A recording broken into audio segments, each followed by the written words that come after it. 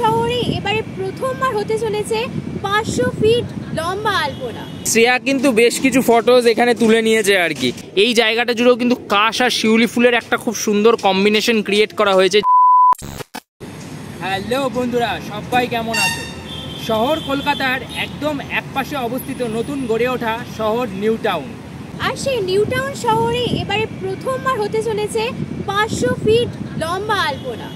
আর আমরা এই মুহূর্তে দাঁড়িয়ে আছি নিউ টাউন সার্বজনীনের একদম সামনে। একদম ওই যে বিশ্ববাংলা গেট তোমরা দেখতে পাচ্ছ, বিশ্ববাংলা গেট থেকে খানিকটা এলেই কিন্তু এই সেন্ট্রাল মল পড়ে নিউ টাউন অঞ্চলে।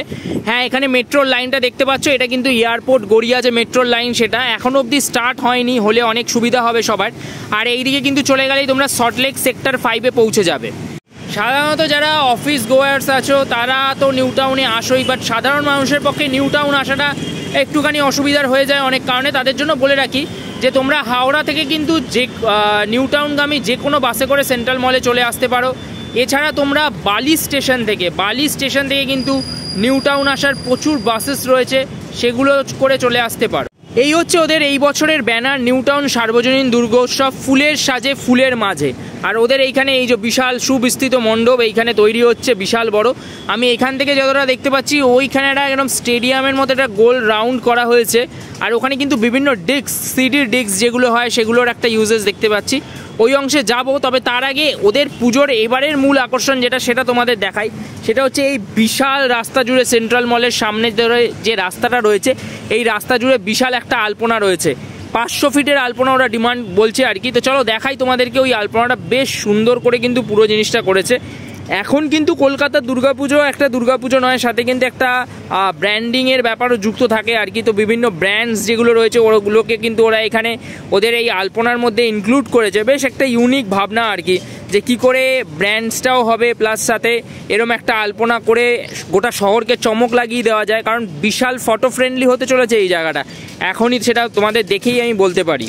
শ্রেয়া কিন্তু বেশ কিছু ফটোজ এখানে তুলে নিয়েছে আর কি। মানে এটাই বলছিলাম যে এই জায়গাটা এতটাই ফটো ফ্রেন্ডলি যে বেশ ভাল লাগবে আর কি যে কারোর এলেই আর কি।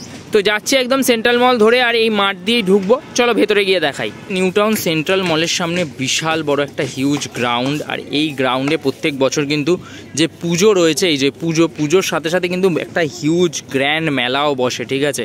মেলাটা কিন্তু শুধুমাত্র মেলা নয়, বিভিন্ন কালচারাল ইভেন্টস থাকে সেখানে, সাথে বাঙালি বিভিন্ন যে জিনিসপত্র হয় সেই সমস্ত জিনিসও কিন্তু তোমরা এই মেলায় এসে কিন্তু কেনাকাটি করতে পারবে। মানে পুজোর সাথে কিন্তু মেলাটা অ্যাজ আ বোনাস আর কি, মানে যাকে বলা যায় রথ দেখা কলা বেচার মতো।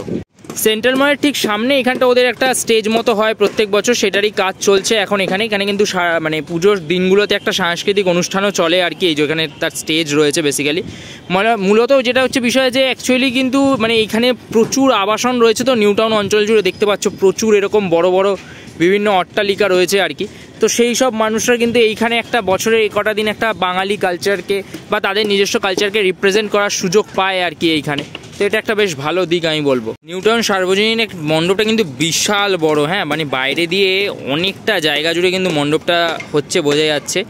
ওদের এই বছরের ভাবনা হচ্ছে ফুলের সাজে ফুলের মাঝে, অর্থাৎ মা দুর্গার আগমনের সময় কিন্তু মায়ের সাথে সাথে বিভিন্ন ফুলের আগমন হয়, যেরকম শিউলি, কাশ।